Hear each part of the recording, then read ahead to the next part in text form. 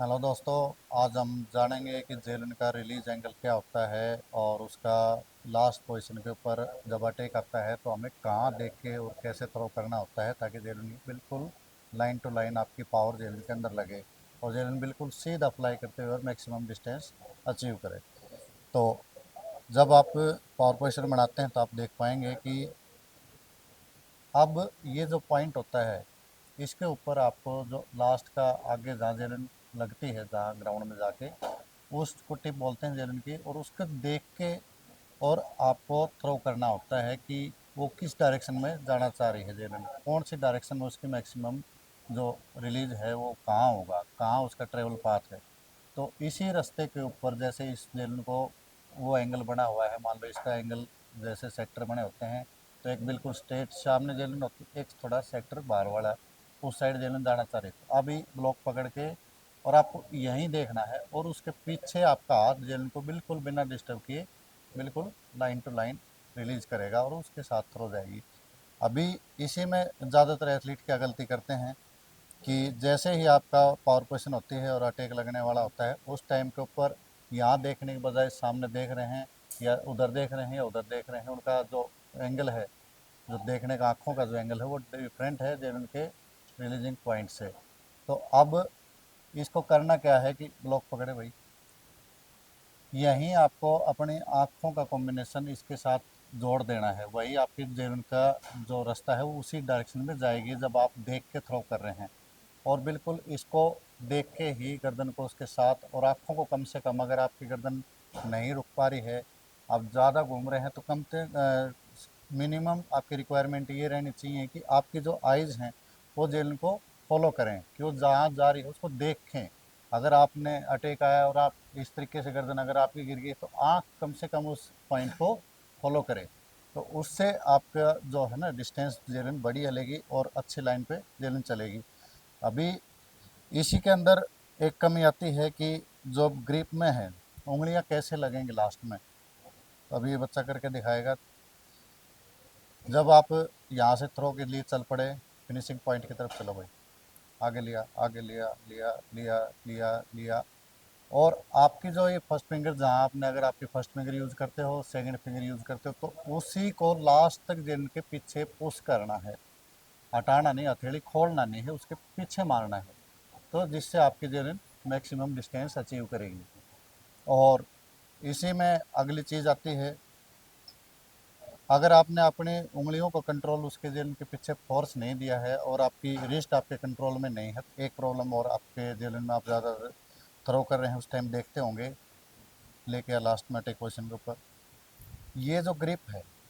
जेलिन का जो रिलीज है वो तो इधर जा रहा है, लेकिन आपने जेलिन को जो ग्रिप से दबा दिया, इस साइड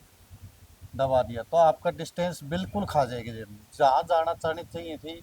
ये इसका ट्रेवल पाथ था, लेकिन जैसे आपने इसके ग्रिप में झटका दे दिया, इस साइड इसको मार दिया, तो जेलन आपकी घूम जाएगी इस तरीके से और टेढ़ी जेलन जाए गिरेगी और बिल्कुल डिस्टेंस नहीं लेगी। और ये बात खास ध्यान रखने वाली बात है, जब आप अच्छे लेवल पर खेलने लगेंगे तो आपके पास जो जेलिन जो खेलने के लिए मिलेंगे वो काफ़ी बढ़िया रेंज की जेलिन होंगी, और उसी के अंदर आपने अगर माइनर मिस्टेक भी किया है, आपका रिलीज जो उंगलियों का है बिल्कुल उसके पीछे फोर्स नहीं लगाई और आपने ग्रिप में झटका मार दिया, तो आपकी डिस्टेंस बहुत ज़्यादा डिस्टर्ब हो जाएगा, आप कम से कम 25-30 मीटर का लॉस कर जाएंगे। तो उस चीज़ को पहले से सुधार कर रखें कि आपकी फोर्स बिल्कुल सीधा जेल के पीछे लगनी चाहिए। अब आप देख लीजिए इस चीज़ को, ये बच्चे ने बिल्कुल जेलिन का जो ट्रेवल पाथ था उसी के अंदर जेलिन को फंसा के रखा है। अभी ब्लॉक पकड़ आगे पुल कर, तो ये जेलिन के बिल्कुल पीछे जहाँ जाना चाहिए ना उसी लाइन में जेलिन उठ के बिल्कुल सामने उसके पीछे फोर्स लगी, इस तरीके से उसको डाइवर्ट ना करें, इसको पॉइंट को हिलाए ना, बिल्कुल सीधा ही रखे, उसी के पीछे फोर्स रखे। और इसमें एक चीज़ और है, अभी आपको देखना कैसे कि आपको पॉइंट कहाँ कहाँ बनेगा, आपका सेक्टर कहाँ कौन सी जगह बनेगा, वो डिसाइड करता है आपका नी ड्राइव। जो आप बॉडी को अपर बॉडी को और लोअर बॉडी को सेपरेट करते हैं ना, उसमें थोड़ा सा देखने वाली चीज़ होती है। जब आपका घुटना पूरा चल जाता है उसके बाद आपका पॉइंट आ जाता है जो आना चाहिए, आपकी फ्लेक्सिबिलिटी, आपकी रीच और जेल को एंगल जो है ना वो सही जगह पर ले आएगा,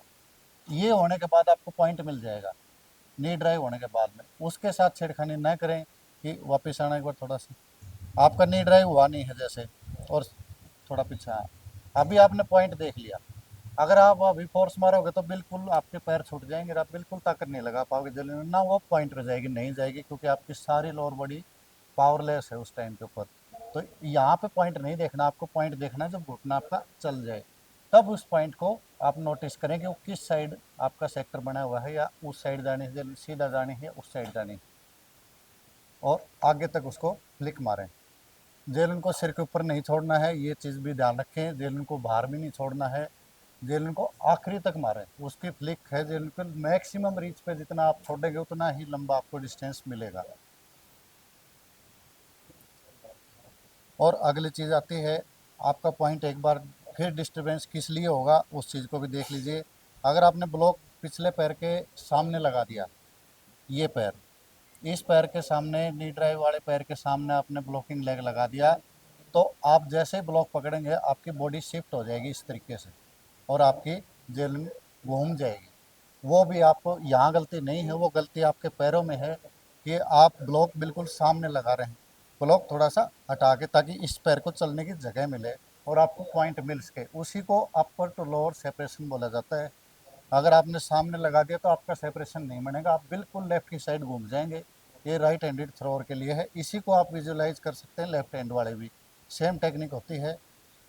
और इस चीज़ का आप खास ख्याल रखें कि आपका पैर पीछे वाले पैर के सामने ना आए, उसको थोड़ा हटा के रखें ताकि आपको बिल्कुल सेक्टर मिल सके कि कहाँ आपकी थ्रो जानी है।